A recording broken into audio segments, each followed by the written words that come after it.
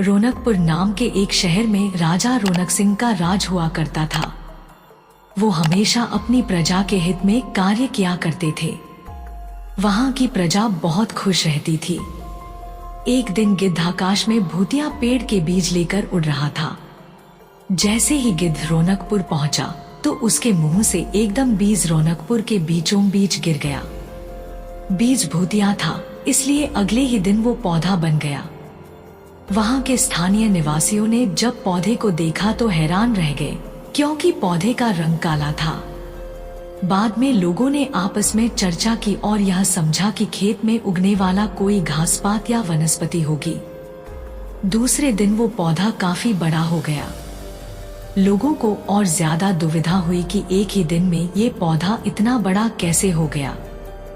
होते होते वो पौधा तीसरे दिन पेड़ बन गया।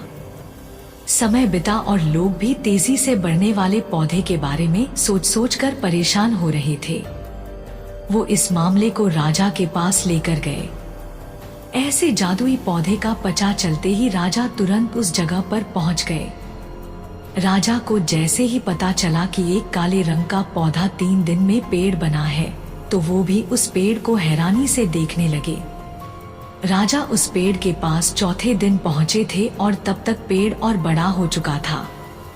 वो इतनी तेजी से फैला था कि किसी को यकीन ही नहीं हो रहा था। राजा समझ गए थे कि का रंग काला है, इसमें जरूर कुछ जादू टोना होगा। इसी सोच के साथ राजा ने घोषणा कर दी कि जो भी इस पेड़ को खत्म करेगा उसे वो इनाम के तौर पर 1000 सोने के सिक्के देंगे। यही नहीं, राजा ने यहाँ तक कहा कि पेड़ को खत्म करने वाला व्यक्ति मेरी मृत्यु के बाद मेरी राजगद्दी पाने का हकदार भी बनेगा। इतनी बड़ी घोषणा सुनने के बाद हर कोई पेड़ खत्म करने के लिए अपना दिमाग लगाने लगा। राजा के सारे चतुर मंत्रियों ने भी तरकीब लगाई, लेकिन पेड़ को कोई भी नष्ट नहीं कर पाया। किसी ने पेड़ के आसपास आग लगवाई तो एक मंत्री ने उस भूतिया पेड़ को हाथियों तक से खिंचवाया, लेकिन पेड़ को कुछ भी न हुआ। अब लोगों के मन में डर बैठ गया और उन्हें लगा कि पक्का यह ऐसा वैसा नहीं बल्कि भूतिया पेड़ है। तभी उस गांव के एक समझदार व्यक्ति को राजा की घोषणा का पता लगा। जानकारी मिलते ही वह अपने गुरु के पास भूतिया पेड़ से जुड़े रहस्य को जानने के लिए पहुंच गया। गुरुजी ने अपनी ध्यान की शक्ति को एकत्र करके देखा और उससे पूछा, क्या तुम पेड़ को खत्म करना चाहते हो? समझदार व्यक्ति ने जवाब दिया, हाँ गुरुजी। सब उससे परेशान हैं। गुरुजी ने बताया कि उसे खत्म करने का एक ही तरीका है। इसके लिए तुम्हें उस पेड़ के आसपास नमक डालना होगा। इस तरकीब के बारे में जानते ही वो व्यक्ति तेजी से राजा के पास गया और कहा कि इस पेड़ के आसपास आपको नमक डलवाना होगा। ऐसा करने पर ही यह पेड़ खत्म होगा। राजा ने अपने सैनिकों को ठीक ऐसा ही करने को कहा।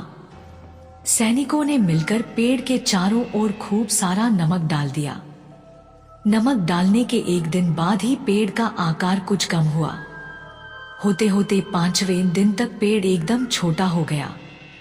उसके बाद गलकर वो गायब ही हो गया। उस व्यक्ति की तरकीब काम कर गई और राजा ने खुश होकर उसे इनाम की 1000 सोने की मोहर पहले दी। उसके बाद एक पत्र दिया जिसमें लिखा था कि वो राजा के मरने के बाद उनकी गद्दी को संभालेगा। वो समझदार व्यक्ति खुश होकर अपने घर चला गया।